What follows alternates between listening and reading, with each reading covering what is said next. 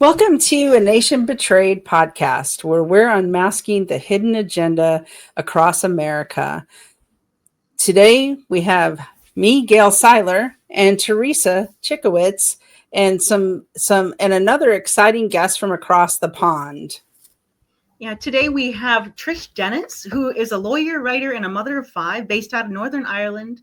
Her work explores how lockdowns, institutional failures, and social divides during COVID reshaped her worldview, her faith, and understanding of freedom.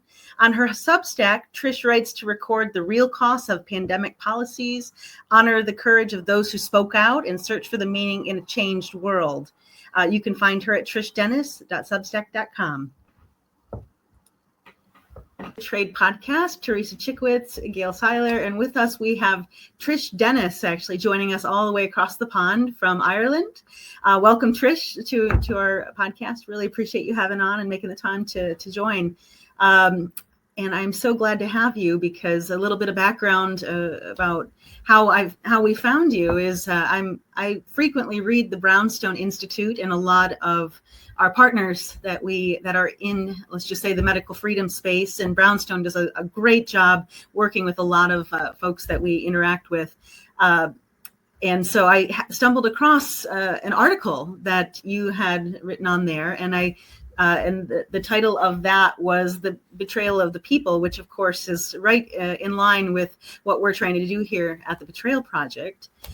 Before we get into that, however, I was hoping maybe you could just back up and just tell us a little bit about yourself, where you're from, and how you came to, let's just say, work with the Brownstone Institute.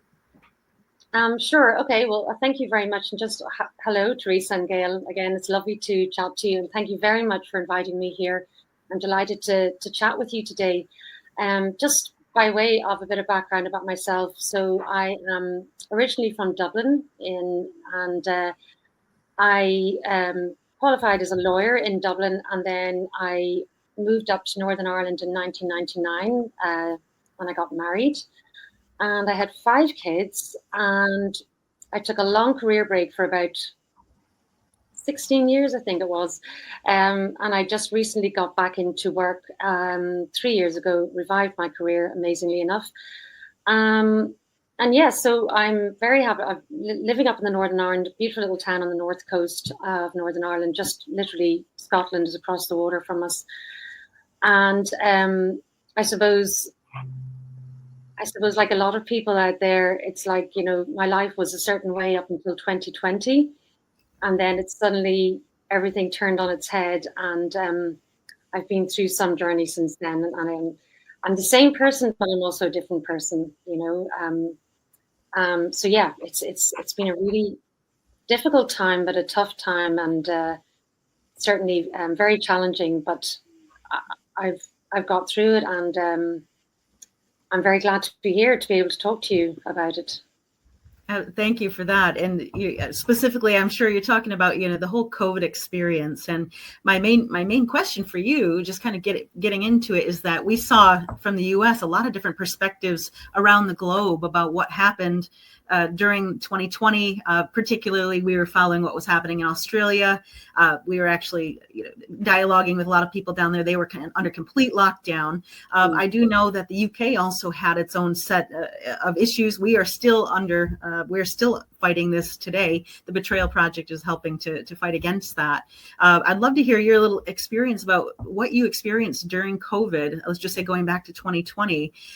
Was it a shock to you, or was it something that you were kind of following, the pulse in Ireland? What was relayed to you on the ground then? I mean, it was a massive shock. And I was so blindsided by all of this. I remember the whole hullabaloo coming out in January about this new disease that was coming from China. And I'm old enough to remember swine flu. And I can remember a similar panic about that, and then everybody just being in a bit of a flat for a few months and then just forgetting about it. And also where actually I think there might have been a vaccine for that as well, I think, at some stage, but I don't think many people took it up. I can remember clearly the Prime Minister at the time, Boris Johnson, announcing on TV around the same time as the Prime Minister in the Republic of Ireland announced on TV. Obviously, as you know, Northern Ireland is within the UK, so even though it's within the same landmass, it's part of the UK. So we're sort of like on the BBC News, but I follow very closely, obviously, everything down in the Republic of Ireland because my family are still from there. The two prime ministers, standing up and giving this address to the nations, talking about this highly dangerous virus that we all have to lock down for 2 weeks to flatten the curve, which was the phrase that they used. And something I started to notice very early on, which really unsettled me, was the level of coordination and similar language that was being used, not just by Boris Johnson and Leo Varadkar, who's the Prime Minister at the time in Ireland, but, across the States, Canada, Australia, all the English-speaking countries, coming out with the same messaging, the same sort of phraseology. And I was surprised by that. To be honest, my initial reaction was just, this is a big fuss about nothing. Honestly, I just thought they're really overreacting. Somebody will see sense, and this will go back to normal in a few weeks. But I think I started to realize probably around June that actually this wasn't going to go back to normal anytime soon. Right. Yeah. It was a lot of propaganda across the world. It was clear propaganda, wasn't it?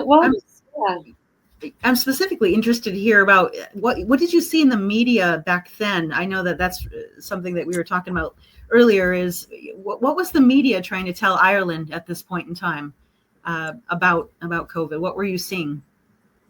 The media was really sort of going straight in from what I can remember, going full on for the panic mode.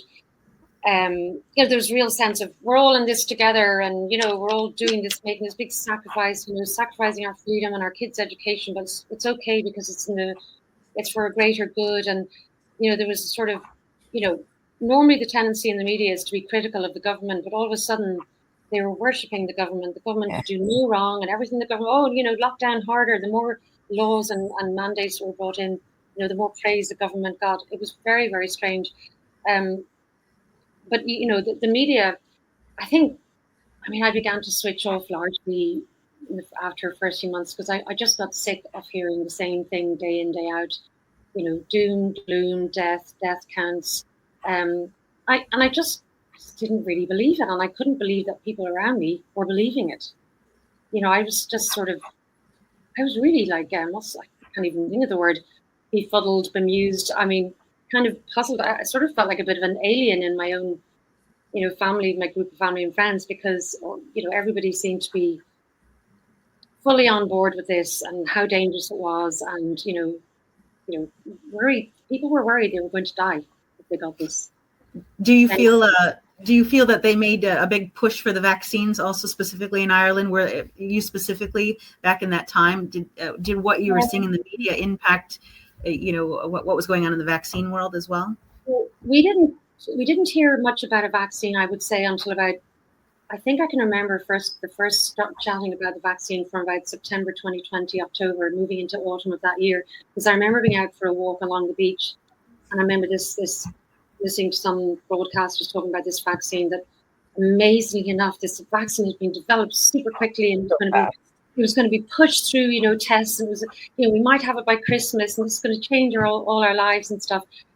And isn't it amazing how, all these, the cleverest and brightest in the sort of pharmaceutical industry have all put their heads together. And, for us, it was like the Oxford AstraZeneca drug was the first one I remember becoming aware of. And then I heard about this company, Moderna, and of course, Pfizer. Pfizer's been around for a long time. So you're hearing snippets of, Moderna, Pfizer, AstraZeneca, and of course, everybody reveres Oxford University so much. You thought, well, if it's associated with Oxford, it must be good, It must be good, yeah.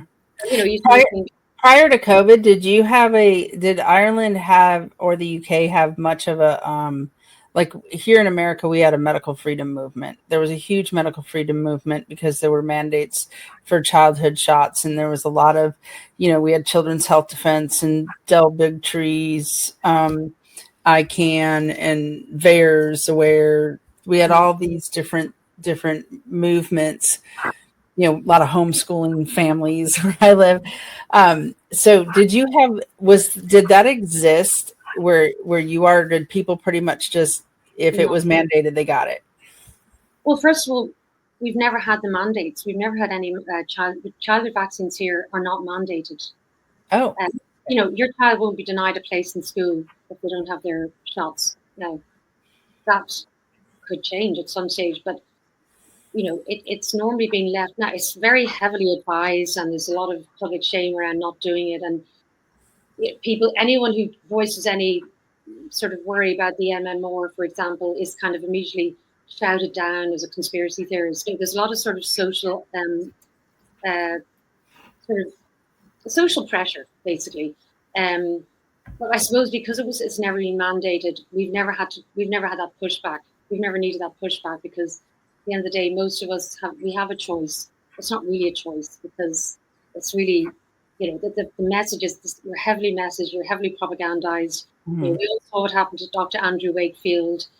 So it's very much kind of, and up till then, I would have been perfectly, on board with vaccines. My kids were all vaccinated, and I never thought to question them ever once. Yeah. But I must say, I can see why there's a medical freedom movement in the States, because you do have that, and you need that to get into public school, isn't that right? I think you can be. There's a big push to not have that be like you can get religious exemptions, you can get certain types of exemptions, but in a country where our Constitution is based on negative rights, right? God giveth, not the government giveth. It's very strange that we would allow the government to say, well, we had the right to mandate you put something in your body. It's very bizarre given our Constitution and how our nation is structured. So yeah, so it's interesting that y'all don't have a mandate, but like we do. And so there is a push to remove those mandates as they should be. And but the medical freedom movement and I call them X-vaxxers because they, if they were anti-vaxxers, their children wouldn't be damaged, right? Because they never would have got the first vaccine. So I call them X-vaxxers. But that movement has grown exponentially since COVID because, like you, everyone said, wow, something isn't right. Mm-hmm. Something doesn't seem right with the messaging. Something doesn't seem right. Why is everybody afraid? That type of thing. So, so when they rolled out the vaccines in the UK, how did they get people to take it? Was it just like people were used to doing it, or did they give incentives? Like here, they gave gift cards. They tried everything under the sun to get people, to take it. Fear, rewards, threats, mandates.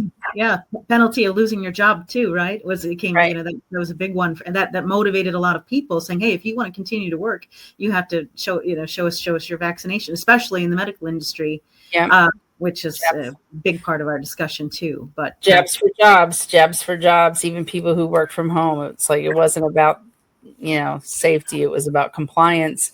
And people were threatened with the loss of their children. Right, the removal of their children in many cases.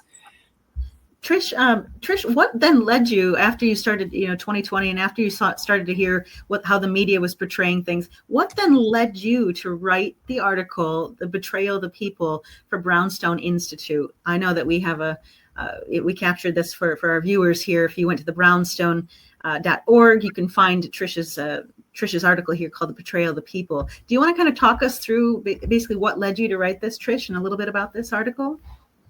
Yeah, sure. So I initially started this Substack. I realized, I need to find a way to process what's gone on in the last few years, how I feel about it, how it's changed me. And I think this was the second article I wrote. The very first one was just how I changed during COVID and how it changed my view of the world. So my next thought was I want to take each institution that I would have revered up to now. So, for example, the church, the doctors, the journalists, the judiciary. I haven't touched on them yet, but for me, I think that I think there were two groups of people that could have stopped this if they really wanted to. That would have been the doctors and the media. But I think I especially really blame the media, because the media just, I'm talking about the mainstream media, but in the UK and Ireland, they very much dominate the airwaves. They absolutely terrified people. I tried for so long to find balanced reporting, even somebody just asking questions, but for the most part, 90%, 99% of them were just, they would get somebody on, so what they were very fond of doing was they'd get like an expert on, so they get some like professor of epidemiology you'd never have heard of him before and never heard of him since. Suddenly, for months on end, Professor so-and-so was being kind of brought on, certain radio shows and TV shows every single evening to, just talk about this disease. And like I remember at one stage, one of these epidemiologist guys saying, "Oh, this lockdown will probably have to continue for a good 5 years." And I mean, this was the sort of thing people were listening to. And at the same time, they were sort of being fed the message of the vaccine is your way out of this. So, yes, we're going to like take away all your freedoms and your education and your social life and your job. But, if you take the vaccine, then you'll get your life back. You'll be allowed to do all these things. And so, it was a full-on assault by the media on people. And the media is very, very powerful. And I never really realized it up until now. When they're all singing from the same hymn sheet and you're hearing it on the radio and you're seeing it on the TV, you're seeing it on social media, that is definitely has a sort of a mass hypnotizing effect on people. We all know how, what we decide, what's news. The news is whatever the media decides to put out there as news. And if we're not being told about it, we don't know. We get the news they choose to tell us. And the same way, they were choosing to, I'll just say, so for example, like I remember very clearly listening to one of Ireland's top broadcasters, a guy called Pat Kenny, who himself is actually a chemist by profession, and he then became a broadcaster, interviewing somebody, I think it was one of the GPs, one of the few general practitioners or physicians, you call them, family physicians, on his radio show about the virus. This guy was talking about the Great Barrington Declaration. And he was completely shut down. Like he was just, he mentioned this, he started talking about it, and this guy immediately went, "Oh, no, we're not going to talk about that. No, we're not talking about that today." And I remember being horrified that, somebody else was coming on with an alternative view, like that doctor that I wrote about in that other article, just saying, maybe there's a better way to do this. Maybe this is disproportionate. Maybe this isn't going to be good for people. And they got nowhere. They weren't just silenced. They were shamed. They were, sort of isolated from their peers. A lot of them lost their jobs, and the media was being paid because everything had been shut down. There was no sporting events, for example, no rugby matches, no football matches. So all of these radio stations were normally, getting their sponsorship or advertising from some of these companies, were fully relying on the government to sponsor them. The government was their main advertiser. So, of course, they were going to push the messaging that the government said they should be pushing.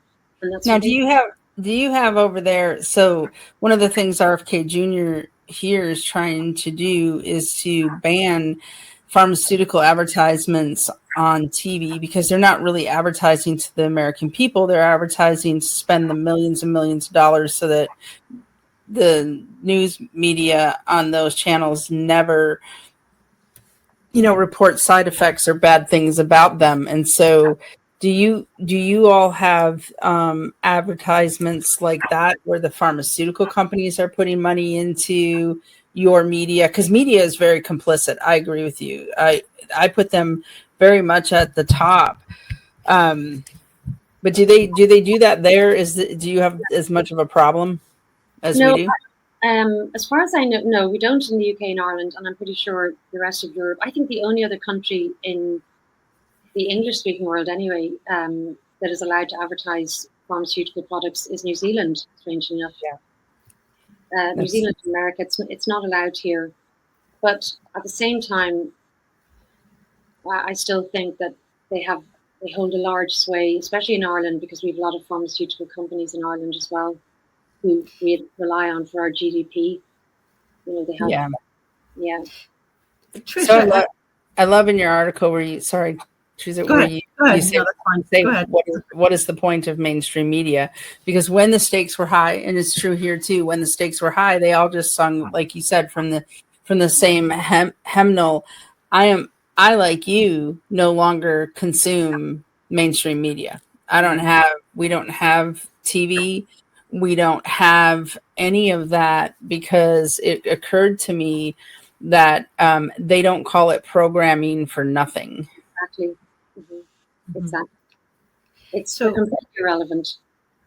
So kind of in that vein, that leads us basically into the next segue. We just spoke about the vaccines and how they were completely just, what was actually happening was being held from the people as far as what was happening on the ground, at least in the U.S. I think right now in the big media right now, what's coming out is showing all the folks that have been impacted negatively by the vaccines. But even also, in addition to that, of course, is the discussion of the hospital protocol deaths, which the government is trying so hard to hide the truth from the American people, from the world, about what actually happened in the hospitals.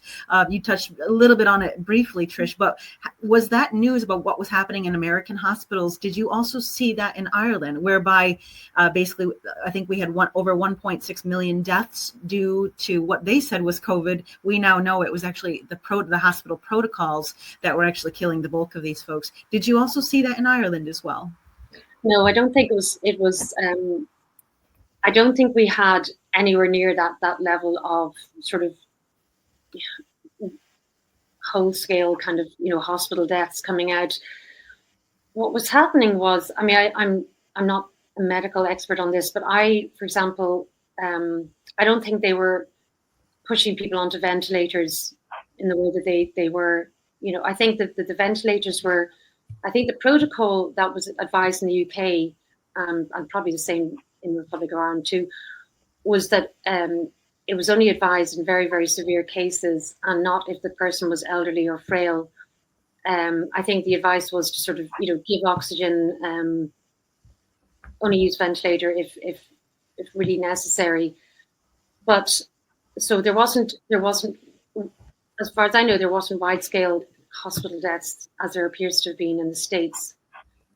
However, there was a high level of deaths, more than normal, in the nursing homes. And in Ireland's case, it was because they very negligently just took a whole load of elderly people out of hospitals. They wanted to empty the hospitals for the what they thought would be this onslaught of COVID patients. So they emptied the hospitals of all the elderly people who take up a lot of hospital beds anyway, and they put them back into nursing homes. And they took the infection out of the nursing homes, or out of the hospitals into the nursing homes. So all of these vulnerable, very elderly, immunocompromised patients, there was a huge amount of them died in the first few months of COVID. And then the other thing as well that was happening was, I suppose, that people like GPs, so what do you call like general practitioners, your family physicians? Yeah. Yep, that's what we call them. Yeah. So they weren't seeing patients, like they closed their doors. So people were not going to the doctor, and a lot of people were like just dying of things at home that they shouldn't have. That had they gone to the doctor would have gone, that's something serious. You need to go to A&E. You need to be seen. So there was a lot of deaths like that shouldn't have happened because people just weren't getting they weren't getting to see their family doctor first. To maybe that would have prevented that. We had that too, where emergency surgeries, not even like, semi-emergency surgeries were not even being done, right? Whereas exactly, yeah. So yes, like what do they call it? Elective surgeries were cancelled. So really, the only surgeries I think they were doing were sort of just car accident. Somebody comes in and things like elective surgeries, and of course cancer screenings as well. And I think I was going to say something there about just that sort of massive deficit in care. I think a major part of it was down to the closure of GP surgeries and people not wanting to bother their doctor. You know, I don't want to bother the doctor with this, so I'll not do anything about this headache or this pain in my chest or whatever. But I don't think we had there has been some talk about the hospital protocols, but, you know, there was use of midazolam, but what they would say is, well, we've always used, they would say we've always used midazolam on people that are in respiratory distress because it calms them down. But there is the other side of that, as far as I know, that midazolam also suppresses breathing. Yeah. So maybe, but they would argue, well, yes, it might suppress breathing, but it calms them down, so they're better able to breathe. So I'm not a doctor, so I can't gainsay that, but that's what they would say in relation to the use of midazolam. But in the States, I understand there was that use of remdesivir, which remdesivir, and I don't even know if we can see this. Let me put this up again. Oh, and of course, yeah, and obviously, I think the use of the off-label use of ivermectin was denied. Yeah, like denied everywhere. Hydroxychloroquine, budesonide was denied. Even basic vitamins here was denied. It was like, I mean, you know, for forever and a day, like, you know, what they give kids for measles way back in the day. I'm old. Castor oil, right? Like here, it's vitamin A, right? Tons of vitamin A, vitamin D, was the cure for everything when I was growing up, everything. But now all of a sudden vitamins are ineffective, you know, don't have, you know, you can, like they were even saying vitamin D was harmful when we got to a point in America where we were like, if the government agencies tell you to do something, do the opposite. If they tell you to take ivermectin, or if they tell you to take Tylenol, take ibuprofen. If they tell you to take, you know, no vitamins, double up on your vitamins because they're lying. But we put together this playbook, Deadly Hospital Playbook, based on, you know, thousands of, you know, testimonies of people who, you know, very few survivors, only like 70 survivors contributed, but thousands of people who had a loved one killed in the hospital. And the survivors who could tell you what happened on the inside. And that number one is refuse outpatient treatments. So your doctor not seeing you. Go home and do nothing until your oxygen is so low you have to go in the hospital. And that's when I think some of the venting and some of the drastic things that happened in our hospitals were probably because there's a hospital on every corner.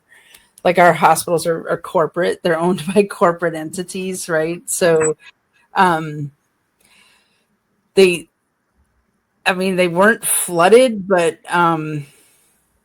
you know, and they were incentivized. I don't know if there were incentives in Ireland and the UK, but our government did incentivize hospitals. Thousands of dollars. I think $250,000 cases for a death, right?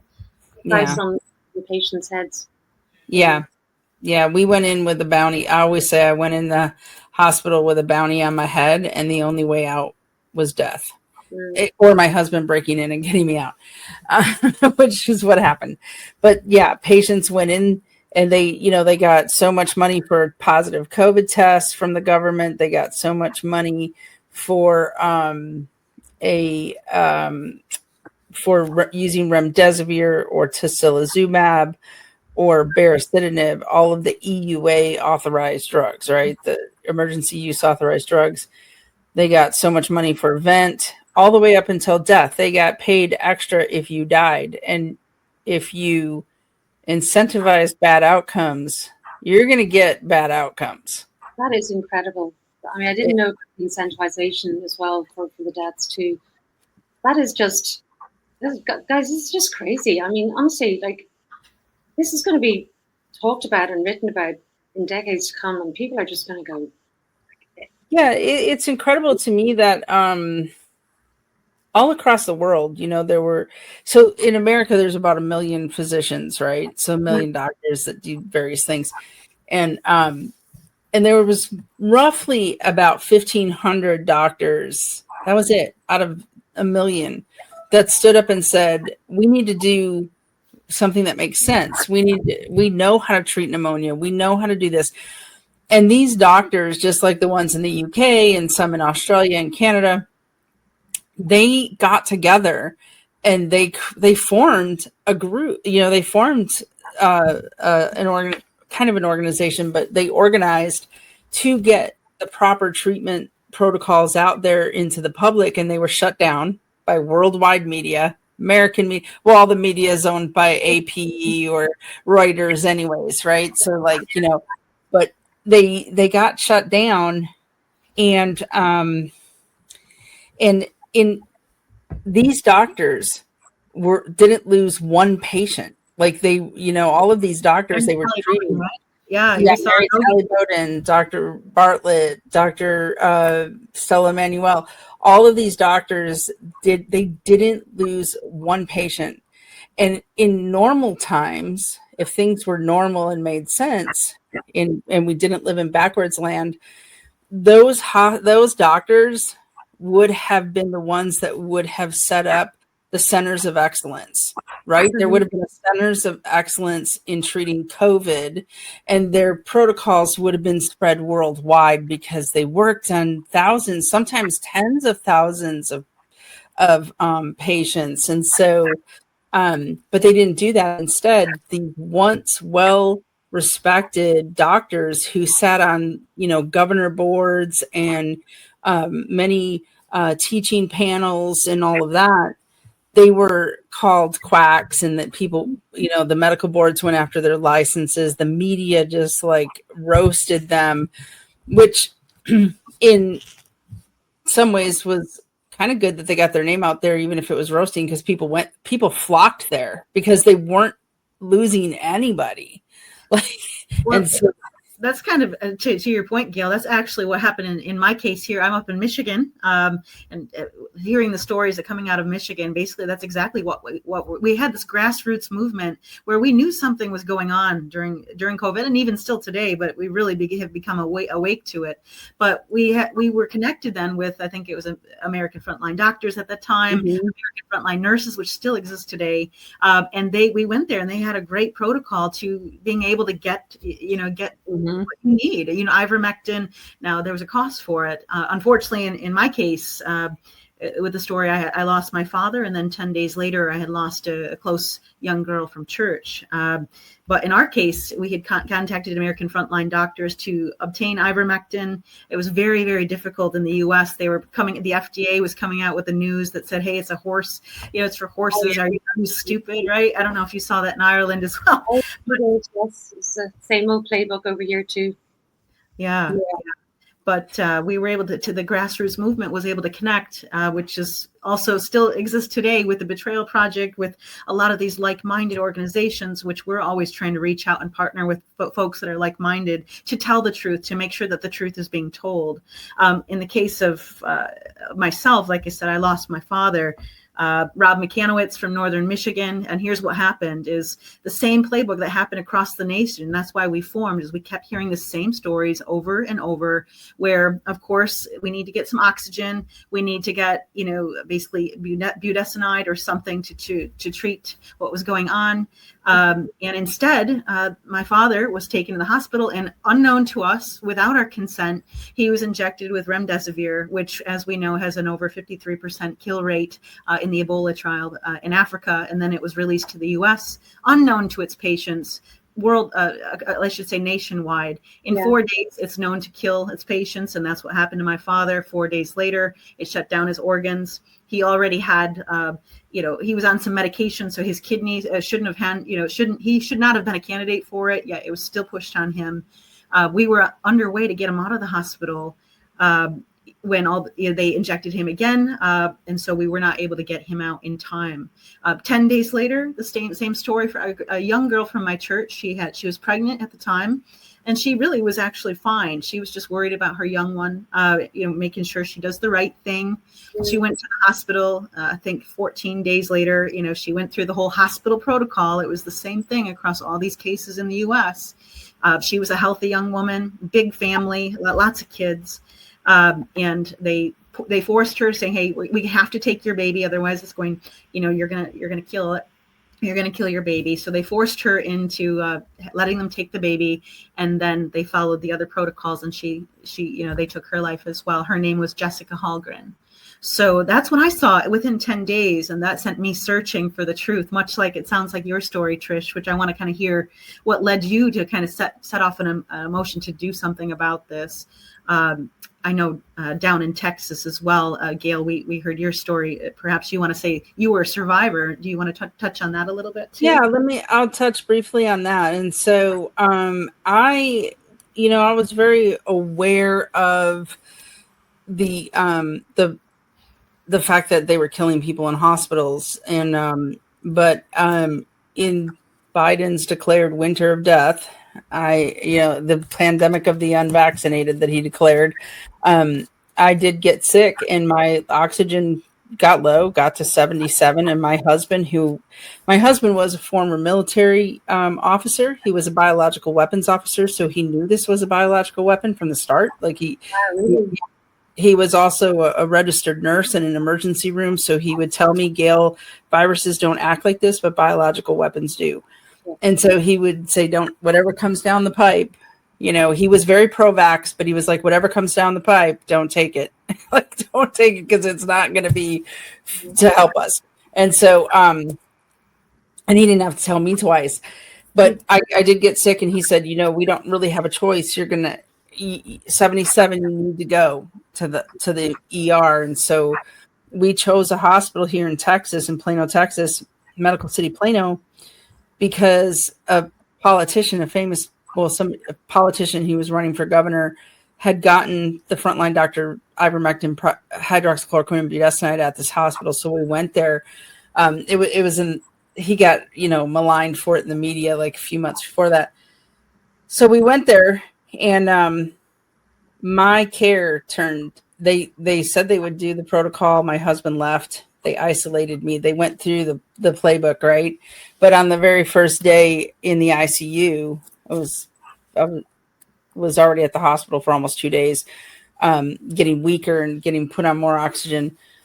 The doctor asked me if I was vaccinated, and I said no. And very nicely, I said no.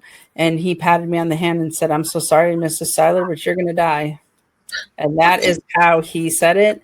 And I was like, well, you're crazy, doc, because you're fired, and I need a new doctor who knows what he's doing.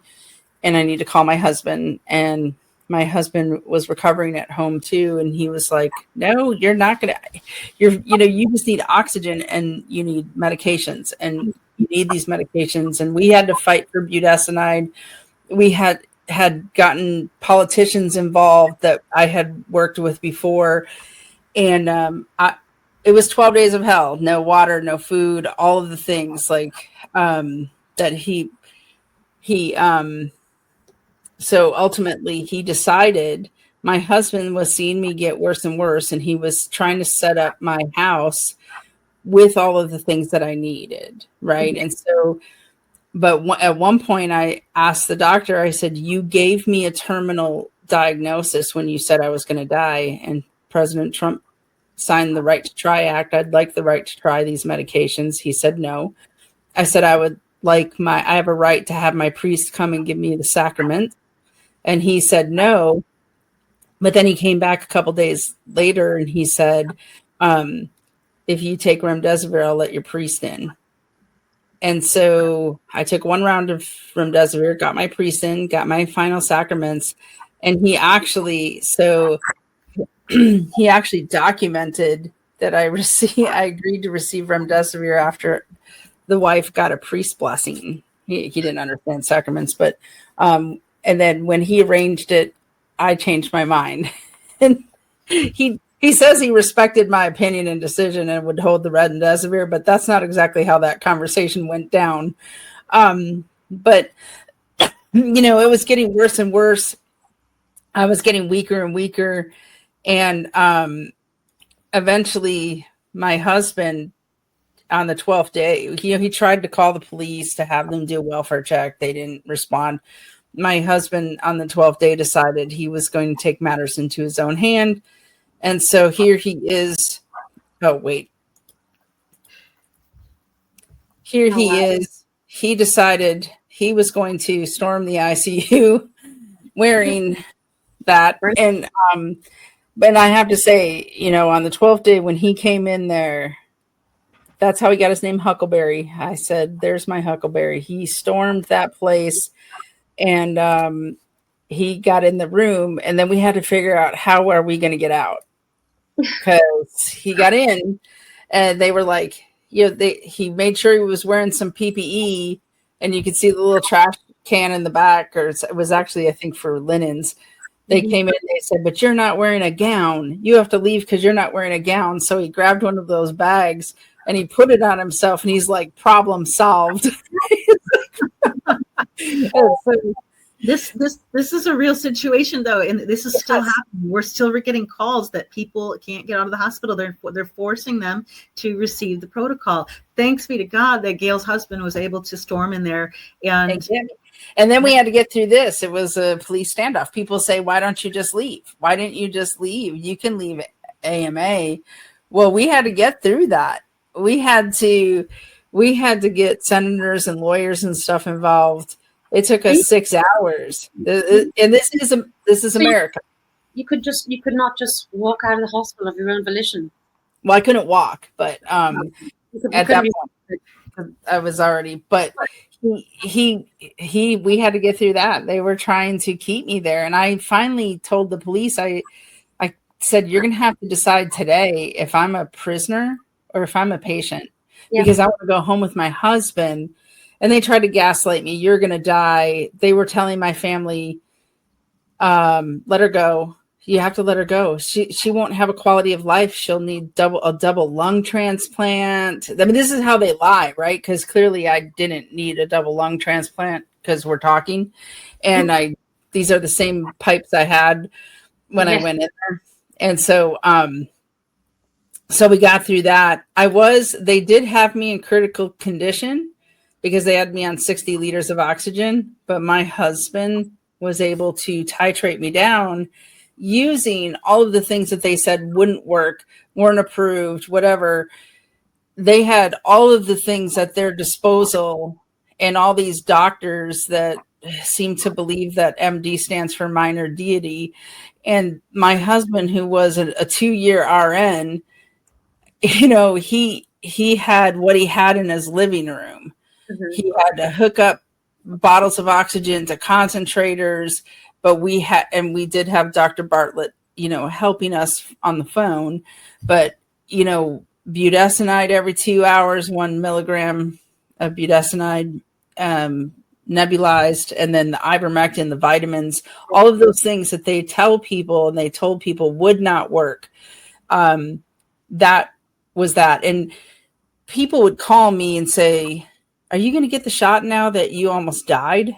And I would say no, because now I know 1,000,000% they're murdering people in the hospitals and they're killing them intentionally. And it was very intentional. And it will always baffle me how the media and the government were able to convince nurses and doctors and just average people, but nurses and doctors to kill the unvaccinated for their vaccination status. That will always forever baffle me. Gail, just adding, and I'm curious about Trish's experience here. I don't know if in Ireland, if it's the same as the American hospitals, where they're automatically in the US, they're labeled as do not resuscitate. If you refuse a ventilator or the hospital protocols, you're labeled do not resuscitate, which means that, let's just say you need life-saving treatment. They can wash their hands of you. Is that something that's going on in Ireland right now? No, I don't think it is. I have heard some stories of sort of elderly patients where I've sort of anecdotally heard of stories of people saying that their elderly relative, they came into hospital to see that somebody had just put a DNR sign at the end of their bed. And they said, well, what's this? We didn't agree. We don't, it wasn't us. So they got it taken away, which is slightly more than slightly concerning. But I sometimes think that elderly patients are very badly neglected in our hospitals anyway, at the best of times. Yeah. No, I don't think there's a DNR automatic. No, I'm pretty sure there's not. I think that would be, maybe it's happened before, but I mean, it's not like a standard thing that happens, thank God. Because a lot of people refuse things, and a lot of people get up and leave hospitals and say, no, I'm not having this, or I don't want that. But there has been some bad behavior by hospitals, and anybody who refuses any standard treatment is given a very hard time, by their doctors and nurses. It's, for example, I think there is a law that was brought in the 1930s that you're not allowed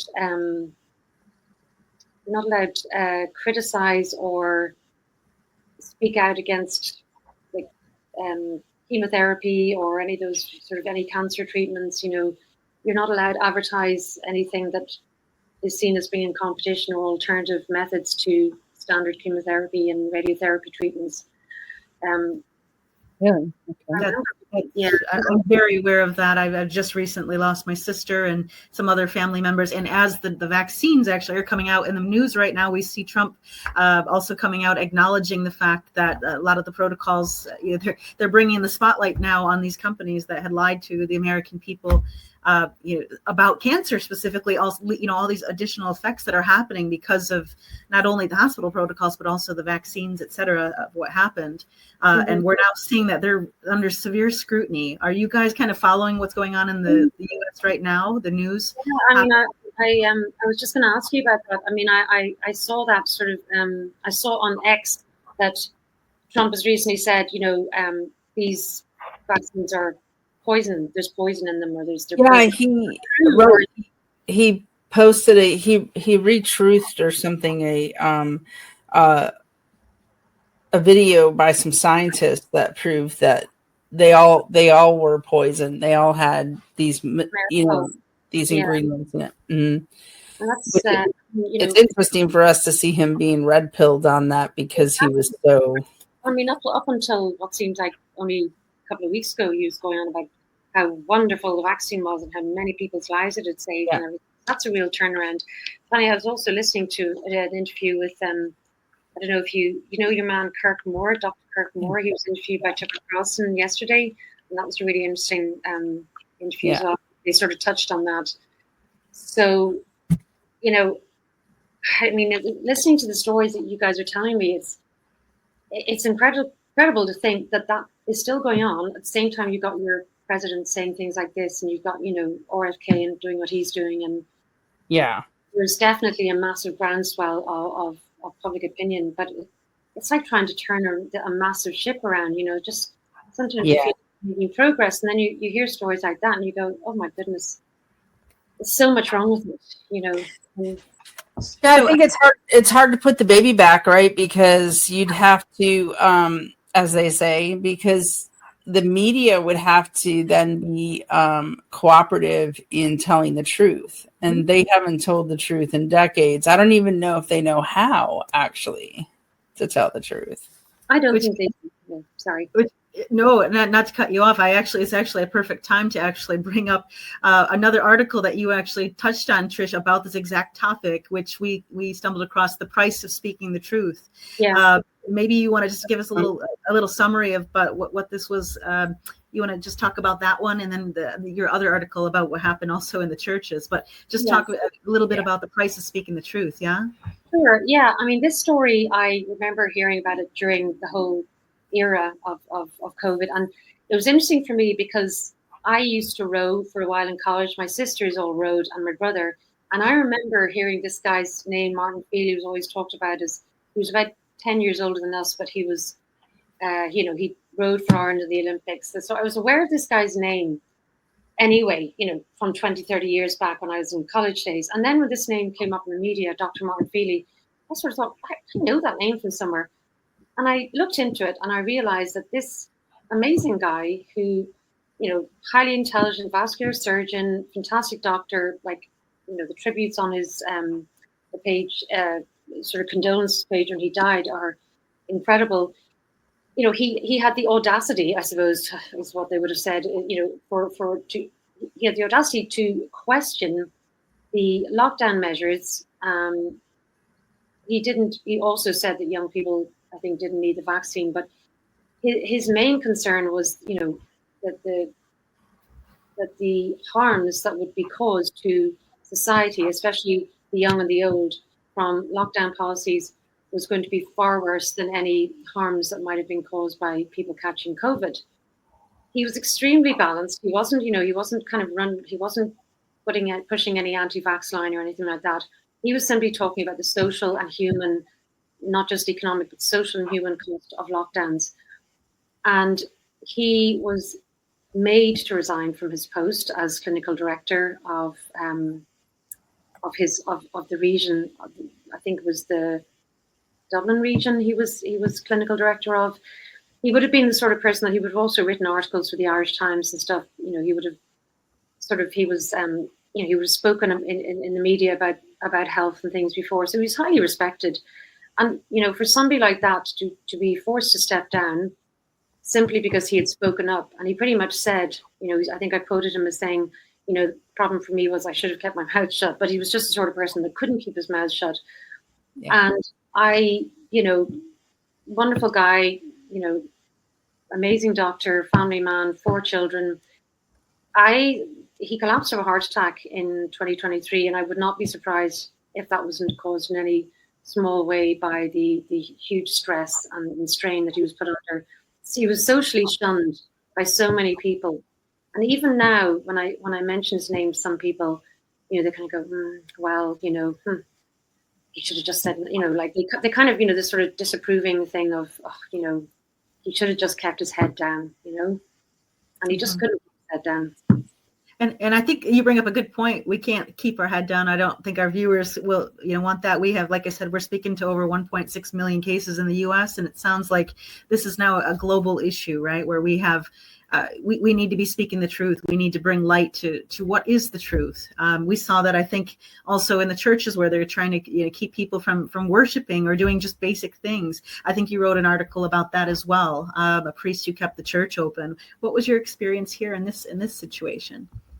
So I remember reading about this Father Hughes, at the very, very kind of, I think about 8 or 9 months into this, I started to get really, really down about what was going on. And, I suppose I was maybe looking for proof that there were people out there who were sane and who had humanity left in them. And I came across this story about this priest. And for some reason, when I read it, I thought he was going to be this very elderly, little frail priest. But actually, when I looked him up, he's quite a young man. He's probably he's maybe possibly in his 50s, but really, I wouldn't even think he's 60.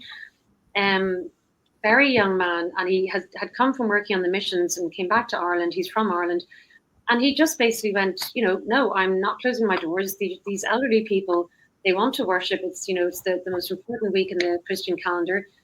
They want to worship. I'm not going to stop them, and they can arrest me if they want. We don't live in a communist state. We still have we should have freedom to worship. And there was this ridiculous spectacle of numerous police cars on police standing around and as if there was some massive big, as if he was about to sort of start some revolution or something. He was just letting 50 pensioners come into his church and attend mass and have the sacraments. Wow. And in your article, it says on this occasion, numerous Garda checkpoints were mounted. They were. I mean, what an absolute waste of police time. And thank God for that, man. And I actually contacted him. I found out where he's based now, and I contacted him. I told him I'd written this article, and I sent it to him. And he was so pleased. He just said, look, he said, I'm still not over that. I still can't believe that happened. And also, and interestingly, he said that the amount of people that fell away from the church after that, he said he noticed even when people were going back to mass, they never came back in the same numbers. Of course they didn't, because that broke a lot of people's faith in their church, unfortunately. It had the opposite effect on me, because people like him made me realize, oh my goodness, wow, that's a kind of Christianity I want to be part of. But for other people, they just went, well, obviously church isn't essential, so why am I even bothering going? But Yeah. That's exactly what happened in America too. Me and Teresa we were just talking about that. Our priests stayed open. They stayed open even if they had to be underground. They did baptisms and all of that. But you saw the falling away of the faithful. But then we also saw a surge in the traditional Latin parishes, like me and Teresa both attend different states. But we saw the thirst, and when the people who were grew in the tradition, and the real I guess just people had a thirst for truth after that, and they respected and wanted to be where the priests and even in the Protestant churches where the pastors were standing up and saying, no, I will not harm my flock for you, right? Like, well, for them. I mean, I think it's people felt so dehumanized over those couple of years that they reach for something to remind them of their humanity and goodness, because we face pure evil. So if you can acknowledge that, you can say, well, there's also the opposite of that, which is pure goodness, and that's that's for me. I think what drew me back in, and I do think that whilst there was a falling away from maybe people that used to go, I think there are now people that are going back again after a long time, or just starting from maybe not having had faith before. Like a lot of young people, I think, are going back to the church, which is nice to see. Because, that would have been certainly in Ireland. A lot of young people would have fallen away from attending mass, especially in the cities. If somebody is watching this at home, we welcome everyone to check out betrayalprojectusa.org. We have support groups. We also have prayer groups as well to support those who feel like they don't have anywhere to turn, but they might relate to something we've mentioned today. Tricia, we would love to direct people to how they can continue to find you and follow you. Do you want to give a mention about basically how people can get a hold of you and perhaps maybe the next project that you're working on, if you'd like to share? Thank you, Teresa. Well, I suppose I'll just say that if you want, I hopefully will be published again at some stage on Brownstone, but I do have a Substack, which I'm just trying to see what my Substack, I think it's Trish Dennis at substack.com, I think, or I don't know the exact address. We'll include it in the link down below. We'll put it in the show notes. Yeah, we'll put all of these links will be in the show notes. Yeah. So you'll see all my various writings on that. And but are you on Twitter? That's the big thing everybody's going to want to know. I'm on Twitter. Sorry, excuse me. I'm not on Twitter at the moment as Trish Dennis, but I think I will start an account. I will. I haven't used Twitter before for that, but I think I'm going to link it to my Substack account. Yeah, I think it would be great because we do. We are able to get the word out quite a bit on Twitter. We do a Saturday Spaces every, it's 1 p.m. Central U.S. time, 1 p.m. to 3 p.m. We do a what's called a Spaces, and where people can speak about these topics and stuff. And so, and it goes a long way. It reaches a lot of people. So there's a lot of freedom on Twitter. It's X. It'll always be Twitter to me. But there's some far reach, and it's not as censored. So if you do, let us know so we can advise people to follow you. Yeah, I will do that. I think it's a great idea to link it. It's also new. I've only been doing it for a couple of months, but yeah, absolutely. You're right. That sounds great. Just so everybody knows, we love to partner folks that are like-minded and that are all in the space where it's going to take an army. I say it's going to take God's army for us to all to come together. We love to have you on today, Trish. We appreciate everything that you're doing to get the word out. Like I said, we have a lighthouse to kind of say we're the light. We're going to continue to shine light on the truth. We welcome you back again and next time. If you were to leave our viewers with just a word of hope, what would you get? What message would you give them? Well, just speaking, I want to thank you guys so much for inviting me on, because just speaking to both you, Teresa and Gail, I feel inspired and I feel a lot more hopeful. Just, I just feel after speaking with you for this last hour or so, it just reminds me again how much goodness there is out there, and that goodness will out, and, we will prevail. And I really admire what you're doing, and it really inspires me what you're doing in pursuing getting the truth out there and giving voice to so many people who've been injured. So I just want to thank you so much for that, and thank you for continuing to inspire me more and just make me feel even more ready to go out there and keep writing and keep speaking. Thank you for that. Thank you, Trish, and I hope across the pond keep well in Ireland, and the people of Ireland keep up the good fight. We lock arms in the U.S. with you folks over there, so keep up the fight and stay in touch, and please spread the word that there's somebody doing something about this. So God help us. They don't call them the Fighting Irish for nothing. Yeah, I think so. No, I absolutely, guys. And thank you so much. Really enjoyed chatting, and hopefully we'll get to chat again sometime. I will be watching your work with great interest and great admiration, and we'll keep in touch. Absolutely. Thank you. Thank you.